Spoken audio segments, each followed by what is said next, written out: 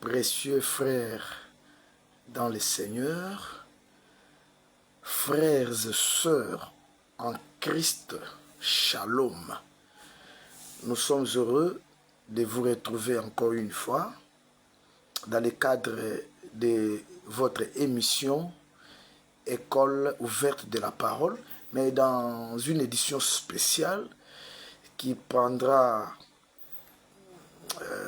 une série d'émissions sur le thème la défense de la doctrine. Donc ici, c'est l'ontologie de l'évangile éternel. Vous savez que c'est un devoir sacré pour tout ministre de ne pas garder l'épée dans le fourreau. Et selon 2 Corinthiens chapitre 10, versets 4 à 5, nous devons renverser les hauteurs, les raisonnements, n'est-ce pas, toute hauteur qui s'élève contre la connaissance de Dieu. Eh bien, le Saint-Esprit a placé dans notre cœur ce fardeau de revenir sur un sujet que nous venions de débattre avec nos frères du message sur la polygamie. Et je tiens aussi à porter à votre connaissance que nous avons mis à votre disposition un syllabus de moins de 10 pages. Et actuellement, nous sommes d'ailleurs en train de distribuer gratuitement moins de 10 pages et dans lesquelles nous avons donné la synthèse, les résumés des grandes lignes de la défense de la saine doctrine concernant la polygamie. Eh bien, dans cette émission, nous voulons tout simplement renverser avec les Écritures les arguments, les faux arguments introduisant la polygamie dans l'Église du Seigneur Jésus-Christ, dans la saine doctrine enseignée par les apôtres. N'est-ce pas? Donc, le renversement des faux arguments soutenant la polygamie dans la saine doctrine. Vous savez que dans l'évangile de Jésus-Christ, on ne refuse pas un enseignement, mais l'on réfute, on apporte les arguments contraires. La polygamie, comme vous le savez, c'est l'état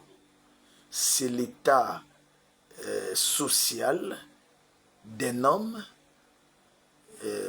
marié simultanément à plusieurs épouses, plusieurs femmes.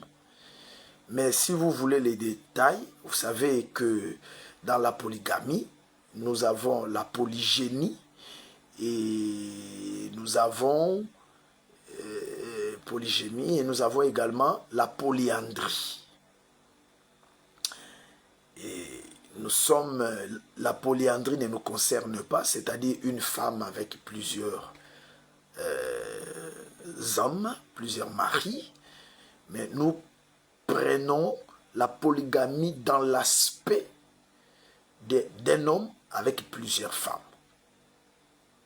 Donc quand nous parlerons de la polygamie, veuillez exclure la polyandrie. Restons avec un homme avec plusieurs femmes. Et c'est un sujet doctrinal. Nous commençons par dire ceci. Dans l'enseignement des apôtres du Seigneur Jésus, lorsqu'on parle du mariage, l'on recourt à l'origine, au commencement. C'est là où Yahweh avait donné le modèle. C'est déjà important. Et quand nous allons parcourir les Écritures, vous allez voir que quand les apôtres enseignent sur le mariage, ils ne prennent pas pour modèle un polygame, qu'il soit prophète, patriarche ou un juif quelconque sous la loi de Moïse, mais ils nous renvoient à l'origine, en d'autres termes, au commencement. Alors, avant même d'aborder le commencement, vous allez voir que le mariage monogamique, qui est le mariage modèle de Dieu, Yahweh l'avait fait refléter en créant. Et je tiens à rappeler ici que la création, c'est une Bible. La création, c'est la première écriture. Vous le savez, dans l'Épître aux Romains, chapitre 1er, à partir du verset 20, il est écrit que la divinité de Dieu se révèle, se rend perceptible, visible à travers ses ouvrages, c'est-à-dire à travers la création. Et dans 1 Corinthiens chapitre 11, au verset 14, notre cher apôtre, l'apôtre Paul dit, la nature elle-même ne vous enseigne-t-elle pas? Donc la nature, c'est un enseignement. Mais nous voyons qu'au commencement, je suis dans Genèse chapitre 1er, avant même de créer l'homme, de former la femme, Dieu, au commencement, il a tiré la terre des eaux. Nous sommes dans Genèse. Vous pouvez prendre le chapitre 1er à partir du verset 9. Dieu dit que les eaux se rassemblent et que les secs apparaissent. C'était déjà la prophétie du mariage. Parce que dans la Bible, la terre symbolise la femme. Vous les retrouvez dans plusieurs passages. Et ici, je donne Ésaïe 62, verset 4. Ta terre aura un époux. Donc la terre, c'est une femme. D'ailleurs, vous allez voir que la terre, autant que la femme, a besoin de recevoir la sémence venant des eaux, c'est-à-dire la sémence venant du ciel, afin qu'elle puisse enfanter. Vous comprenez? C'est pourquoi nous avons eu à expliquer l'autre fois que lorsque Noé, après les déluges, séma la vigne et qu'il alla en cueillir les fruits, il but, s'enivra et se découvrit. C'était l'image de Dieu ou encore du Saint-Esprit, c'est ça Noé. Alléluia. Après les déluges, la terre était pure, la terre était vierge. C'était l'image de Marie. Noé qui est allé s'aimer, c'est le Saint-Esprit qui a déposé la sémence dans Marie pour enfanter un arbre, parce que Marie avait enfanté un arbre. Dans Jean chapitre 15, le Seigneur Jésus dit, je suis le cep et mon père est le vigneron. Donc Noé, son père, le Saint-Esprit, Dieu le Père, c'est le Père. Vous voyez ce que j'explique? Et n'oubliez pas que dans Isaïe 53, à partir du premier verset, que lorsque les prophètes parlaient de la venue du Seigneur Jésus, il l'a présenté comme une plante qui sort d'une terre desséchée. Ça aussi, c'était prophétique pour montrer que le Seigneur Jésus naîtrait ou viendrait au monde par une naissance virginale. Parce que la terre desséchée, c'est une terre qui n'a pas reçu l'eau du ciel, une terre qui n'a pas été ensémencée. Or, le ciel, c'est un homme.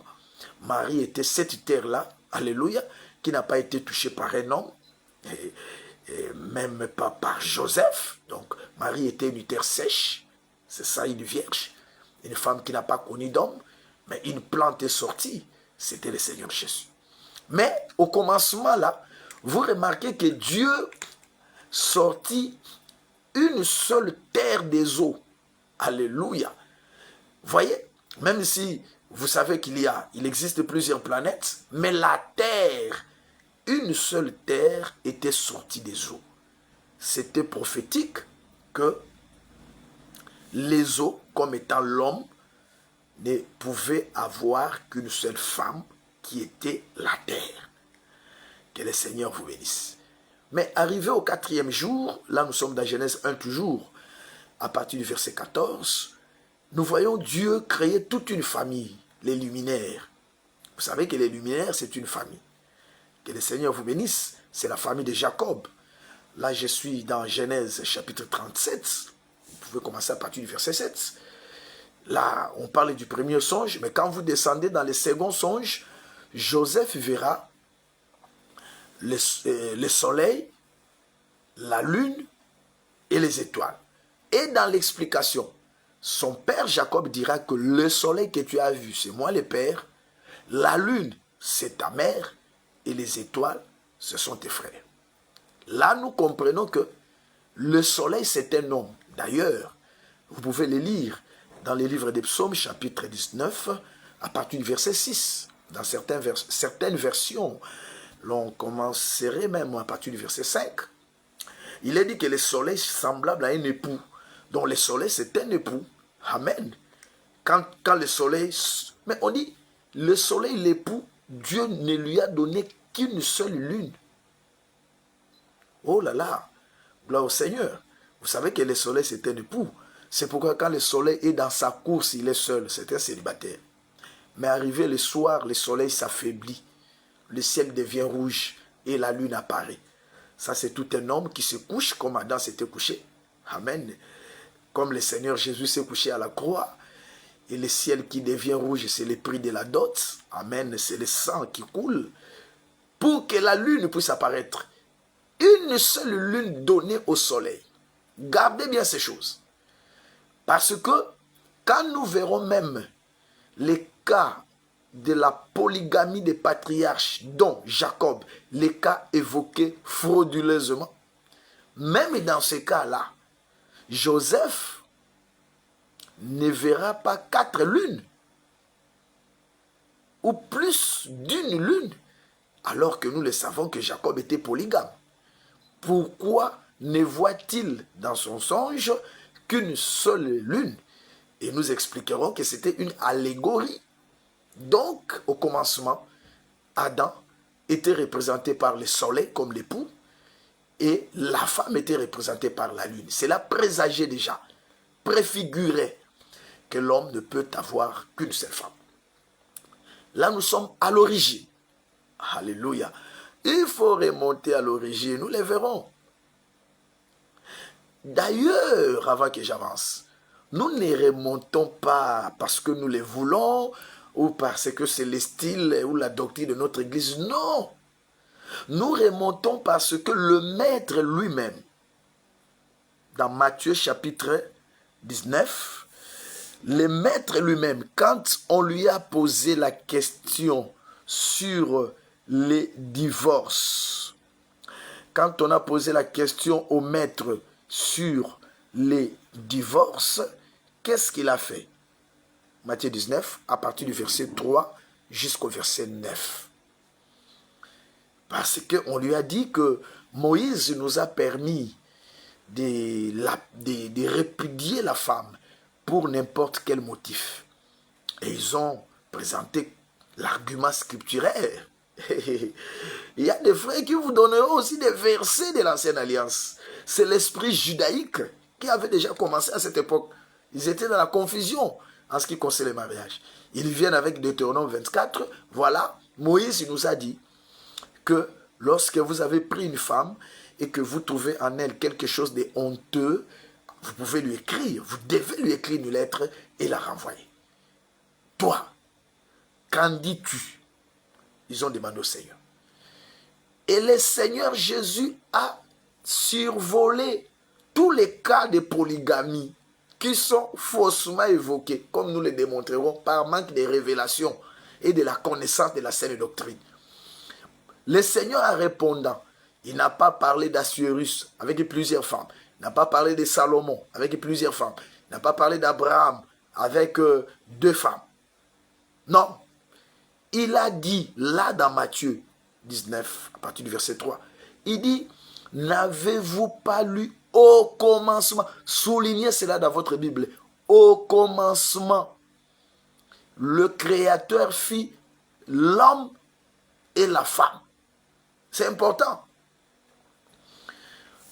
Bon, on va nous dire là, ça concernait les divorces. C'est pas que. Le Seigneur parle maintenant du mariage. Avant de se focaliser sur les divorces, il lui montre que les choses ont commencé, les choses ont comme point de départ au commencement. Dieu fit l'homme et la femme. Le Seigneur dit l'homme et la femme. Mais nous reviendrons. C'est-à-dire que Yahweh avait la possibilité, la capacité, le pouvoir de faire plusieurs femmes pour l'homme. Selon Genèse 2, verset 18. Il a regardé Et il dit, il n'est pas bon que l'homme soit seul. Mais il dit, je lui ferai une aide semblable. Soulignez, je lui ferai une. Ah, c'est que celui qui connaît les cœurs, celui qui voulait initier les mariages, il a parlé d'une aide. Et le Seigneur renvoie les judaïques. Parce qu'aujourd'hui, nous avons aussi des juifs modernes sur qui s'accomplit 2 Corinthiens 3, 14 à 15. Quand ils lisent Moïse, un voile est jeté sur leur cœur. Ils n'ont pas l'explication des choses. Alléluia. Que le Seigneur vous bénisse. En tout cas, bien aimé, veuillez partager. Veuillez partager. Regardez. Vous remarquez que le Seigneur revient. Mais on lui a dit. Mais comment Moïse nous a-t-il dit cela? Il répond que c'est à cause de la dureté de votre cœur. Nous allons revenir. C'est là où nous expliquons que dans l'ancienne alliance, il y a des choses que l'Éternel a tolérées, notées. Dans l'ancienne alliance, le divorce pour n'importe quel motif, ainsi que la polygamie, nous y reviendrons, sont l'effet de la tolérance divine. C'est-à-dire qu'au commencement, Dieu fit un homme, Adam, une femme, Ève. Mais après les péchés, oh gloire au Seigneur, en attendant que Jésus-Christ vienne pour racheter l'homme et donner le Saint-Esprit à l'homme, Dieu a donné la loi en tolérant les désirs du cœur de l'homme. D'ailleurs, avant d'aller plus loin, on nous dit que si vous voulez retourner au commencement, mais nous voyons dans Genèse 3, 19, qu'après les péchés, Dieu avait dit à la femme, tes désirs seront portés vers ton mari et lui, il dominera sur toi. C'est que si vous voulez retourner à l'origine, c'est que l'homme ne doit plus dominer sur la femme parce que au commencement, ce n'était pas comme ça. Mais là, ils ont mal compris. Amen. Quand Dieu est en train de dire à Ève, tes désirs se porteront vers ton mari et lui, il dominera sur toi. D'abord, ce n'est pas une malédiction. Il est en train de bénir Ève. Parce que dans la Bible, bénir, c'est aussi détourner quelqu'un du mal. C'est ça, ce que le frère Pierre explique dans les Actes chapitre 3. À la fin du chapitre. Il dit, Dieu a suscité son serviteur Jésus. Alléluia. Afin de vous bénir en détournant chacun de vous de ses iniquités. Donc, Ève se retrouvant dans l'iniquité. Il faut savoir, le péché d'Ève, c'était quoi? C'est le fait de s'octroyer le droit de parler des arbres en l'absence d'Adam. Bon, absence entre guillemets. C'est-à-dire sans l'aval d'Adam. Je reprends. Ève a pris la première position en acceptant de discuter sur les arbres. Amen. Alors que lorsque l'ordre a été donné, dans Genèse 2, 17, 16 à 17, lorsque Dieu avait dit, tu ne mangeras pas de l'arbre qui est au milieu, Ève n'était pas encore là. Donc, quand le serpent est venu dans Genèse chapitre 3, Ève aurait dû, alléluia, renvoyer le serpent à Adam. Reconnaître l'autorité d'Adam, reconnaître la domination d'Adam. Elle n'aurait pas péché. Le fait de parler. Donc quand Dieu vient dire à Ève, tes désirs te porteront vers ton mari. C'est la réparation. Amen. Ça veut dire que toi, quand tu te retrouveras devant le serpent, tu tourneras vers ton mari. C'est lui qui te protégera, c'est lui qui te dominera. Parce que la domination, c'est la protection. Si vous voulez comprendre cela, prenez Apocalypse chapitre 12. Lorsque les dragons venaient pour dévorer l'enfant, dévorer la promesse, dévorer l'héritage, la femme était environnée du soleil. Or, vous demandez, le soleil, c'est qui? Nous avons déjà vu que le soleil, c'est tout un époux. C'est-à-dire que la nouvelle Ève ne peut plus tomber. Parce que les maris dominent. Or, la domination de l'homme, c'est aussi la protection. La domination de l'homme, c'est aussi la sécurité. Voilà pourquoi nous disons que l'église du Seigneur Jésus-Christ n'est jamais tombée. C'est un faux enseignement. Il a dit que je bâtirai mon église sur les rocs et les portes du séjour des morts ne pourront point prévaloir sur elle. Donc, voilà. Suivez-moi très bien. Que le Seigneur vous bénisse. Veuillez partager. Quand Dieu a formé Ève, Ève a déjà été formée pour être dominée. C'est un faux enseignement d'insinuer que ce n'est qu'après les péchés qu'Ève est devenue inférieure. Ça, c'est philosophique, peut-être aussi théologique, mais pas conforme aux Écritures. La Bible donne les raisons pour lesquelles la femme doit se soumettre à l'homme. Et vous allez voir que ces raisons ont précédé la chute, ont précédé les péchés, ont précédé Genèse chapitre 3, si vous voulez. Si vous prenez 1 Timothée chapitre 2, le verset 13 jusqu'à 14. D'abord, à partir du verset 11, l'apôtre dit que la femme, là où il y a l'homme, doit garder le silence. Elle doit suivre l'instruction en silence et écouter les raisons que Paul donne.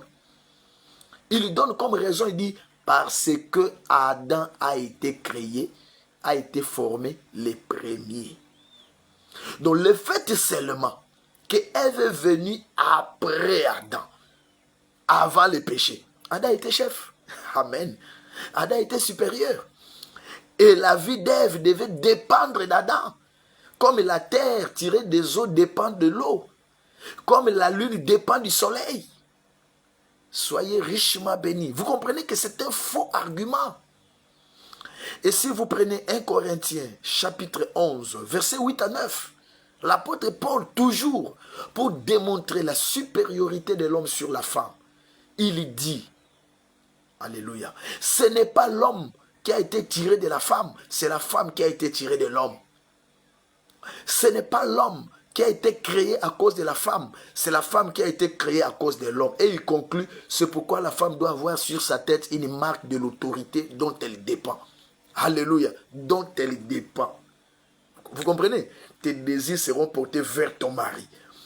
C'est que le fait que Ève est tirée de l'homme avant le péché, le fait que Ève est formée à cause de l'homme et non l'inverse, automatiquement, ipso facto, Ève est soumise à une autorité.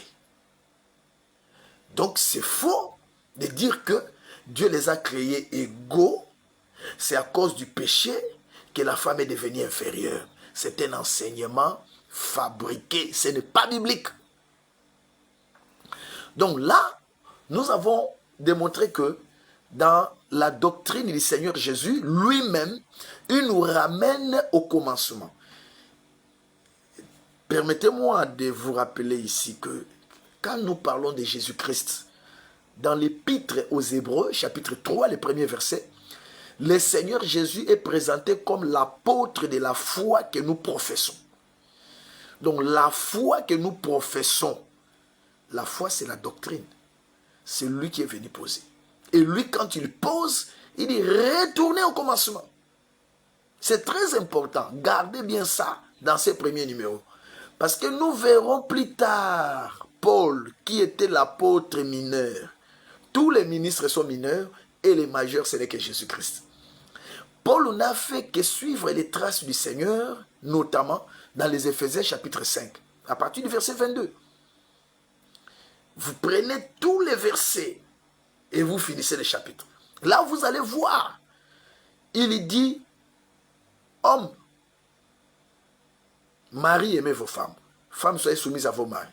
Et il retourne au commencement parce qu'il est écrit, l'homme quittera son père et sa mère, s'attachera à sa femme et les deux deviendront une seule chair. Et il dit, ce mystère est grand. Je le dis par rapport à Christ et à l'Église. Parce que nous expliquerons pourquoi est-ce que dans les mariages, on retourne au commencement. Amen. Chez Adam et Ève.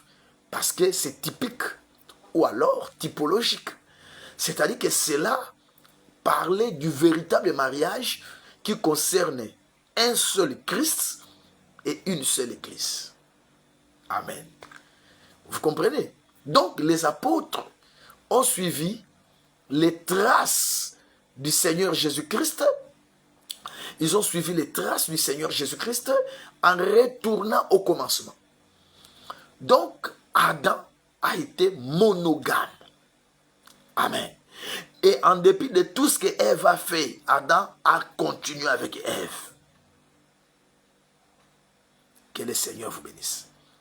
Mais quand est-ce que nous voyons la polygamie apparaître? Là, vous prenez Genèse 4, verset 19. On nous présente les mecs. Là, le péché est déjà entré dans le monde. Et ici, dans ces deux chapitres, chapitre 4 et chapitre 5, c'est là où Genèse, le livre de Genèse nous présente Caïn et nous présente Abel. Et les mecs de la descendance de Caïn, l'Écriture dit, les mecs ont pris 2 femmes. Ce n'est pas en vain que l'Écriture dit cela. Les mecs ont pris 2 femmes.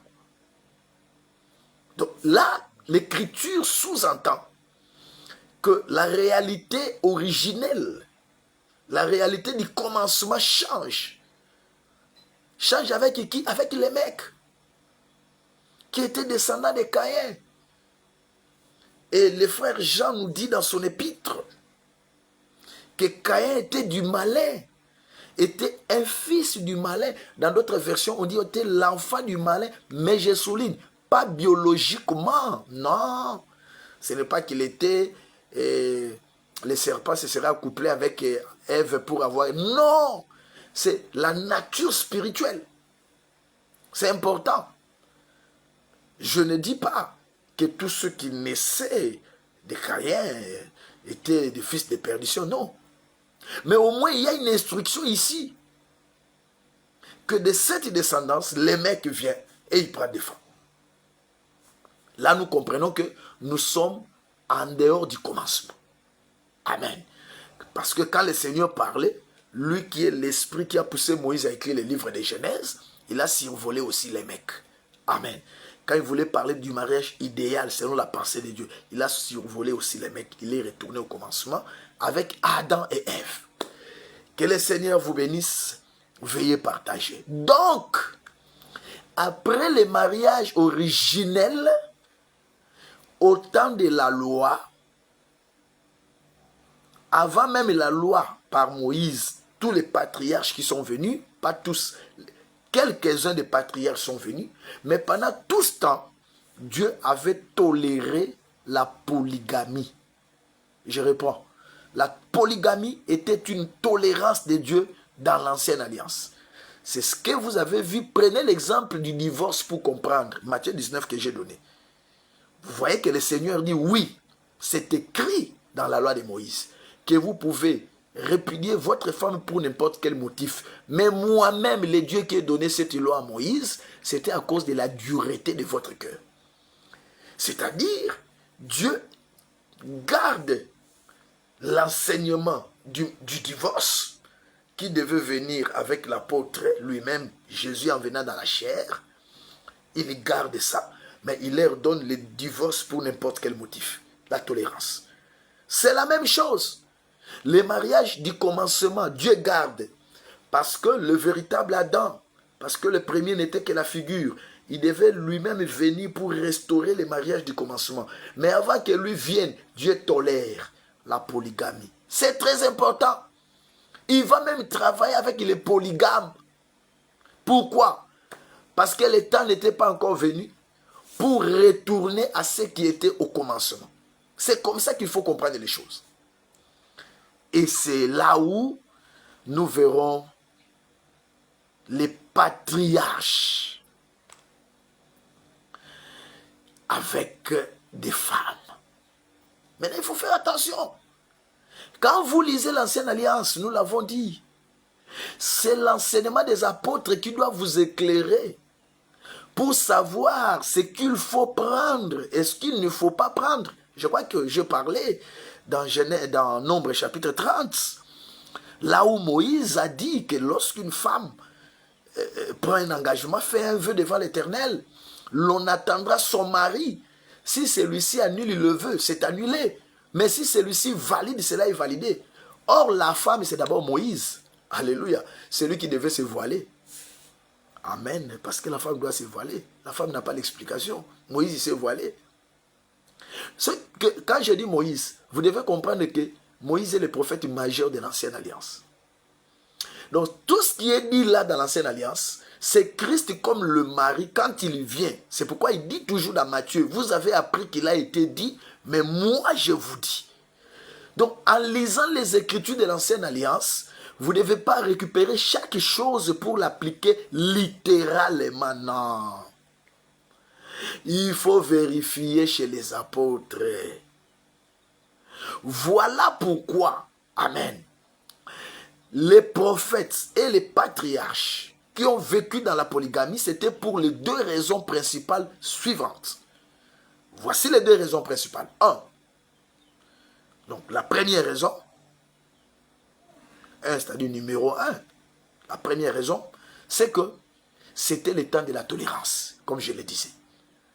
L'œuvre de la croix n'étant pas encore accomplie, Christ n'ayant pas encore vaincu le péché, le Saint-Esprit n'étant pas encore donné comme sceau, je précise, comme sceau dans les cœurs, Dieu a toléré.